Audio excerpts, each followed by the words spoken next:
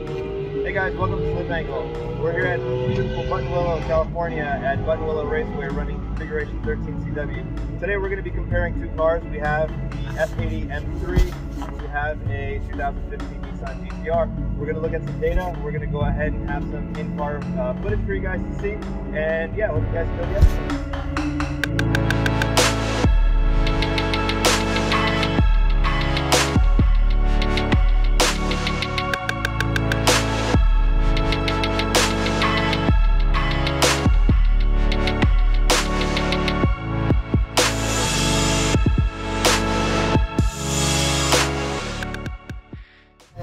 Hey guys, we're here at Buttonwillow today. We're going to be driving a 2015 Nissan GTR. So this car pretty much, it has the new Toyo R888R tire. It has brakes, aftermarket brakes, since we're going to be at the track. Those are useful.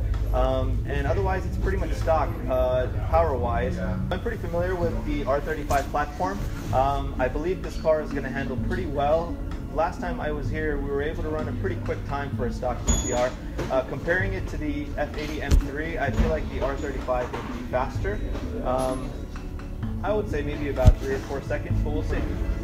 So today, I'm going to be driving this white F80 M3. It's a 2016 model, and it is rear-wheel drive, turbocharged, makes quite a bit of power. And as far as modifications go to this car, it has the Tenza RE71R tires, and it has aftermarket brakes. Again, just like the GTR, since you're going to be tracking it, you want to be able to go ahead and have brakes. That's one of the most important components to modify.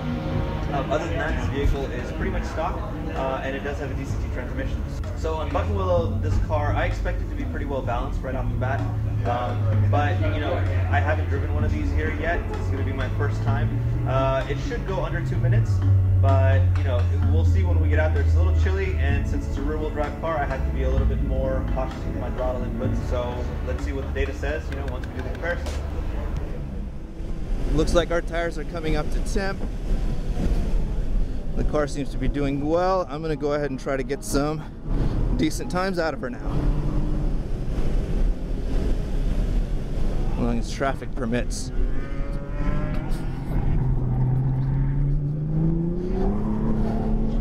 A little bit of slip angle, that's all good.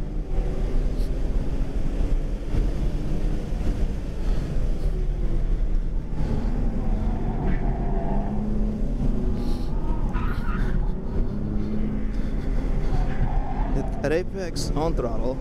Lift a little bit, aim for the next one. On throttle, there you go.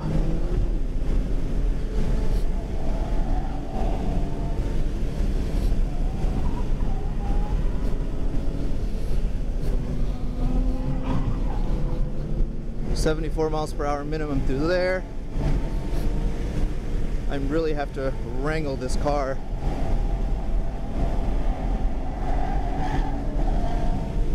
.98 miles per hour minimum through there. Keep on throttle, hard on the brakes. Make sure not to brake too much. Up the hill.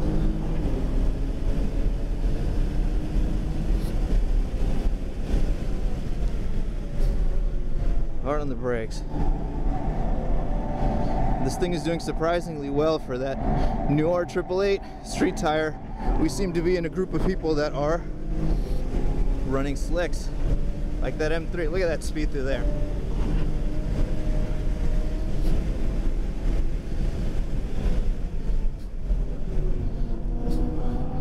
Hard on the brakes, on throttle, on throttle.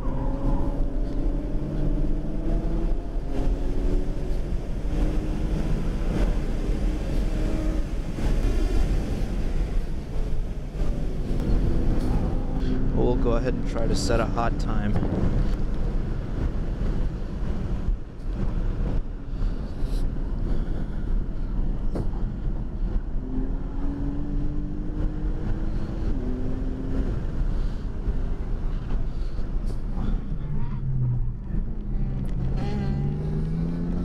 Full ABS engagement there. I need to dial back my braking zones a little bit.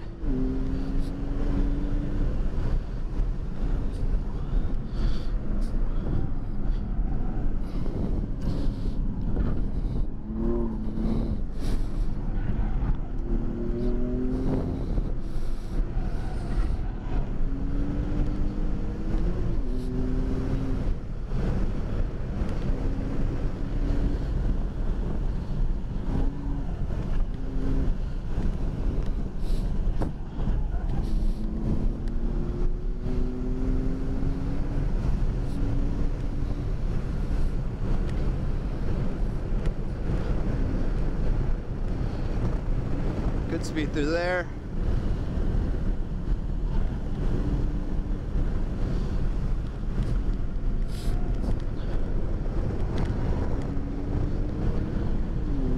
Tried to be a little bit more progressive on throttle through that section. That helped out quite a bit.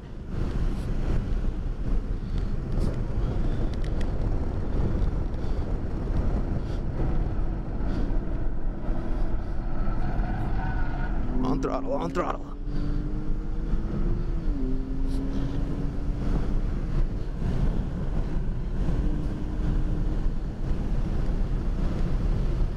Hard on the brakes. This time we'll brake early.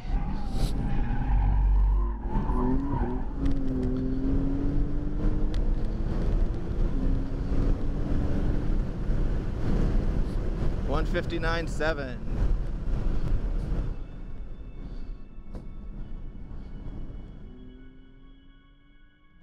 So the GTR performed excellent. One of the main things about the GTR is you can get on the throttle much quicker.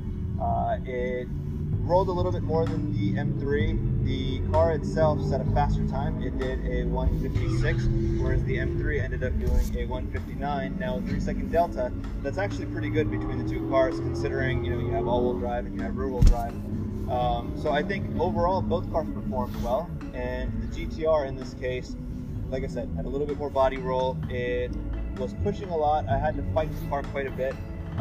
But in the end, it was able to go ahead and sustain more speed, and since it was able to sustain more speed, it ended up with a faster lap time. The M3 had a few advantages. So in certain parts of the track, the M3 was much sharper. So when you position the car and you're putting it into a corner, the M3 would respond much sooner, and as the M3 would start to get towards the limit of adhesion, it would still be responsive to my turn inputs. Whereas the GTR, it starts to get a little bit dull. Once it's getting to the limit around 9 to 10 tenths, your turn inputs become less and less significant. So you can be sitting there hacking at the wheel or trying to move the wheel, and it just doesn't want to go ahead and respond. You have to move it with the throttle. The M3, on the other hand, like I said, much more sharper, very precise. It was a very well set up rear-wheel drive car. So when I'm going through, like, say, bus stop or an area that's a fast section of the track, there would be certain times when bumps or undulations inside the road would cause the M3 to step out. Even at a higher speed, like say around 90 to 100 miles per hour, the front, as soon as you feel the rear come around, just a quick adjustment to the front will bring the car right back in line. So there's definitely a couple of advantages the M3 had. So the braking feel on the M3 was actually quite good. I felt that the pad on the M3 was a little bit more aggressive than the actual tires. So I was getting about 30% pedal travel, and it would engage ABS in a number of sections of the track. The GTR, on the other hand, it had better tires that would work with the brakes. So when I would go to press the brake pedal, I feel the GTR was stopping quicker, but the M3 definitely had a better feeling pedal. To make an M3 competitive against a car like the GTR, first of all, you would need stickier tires. You would need to go ahead and get better, the brakes are pretty good, so you don't need better brakes. You would need more power because the GTR is up on power. You're talking about a 100 horsepower differential between the two.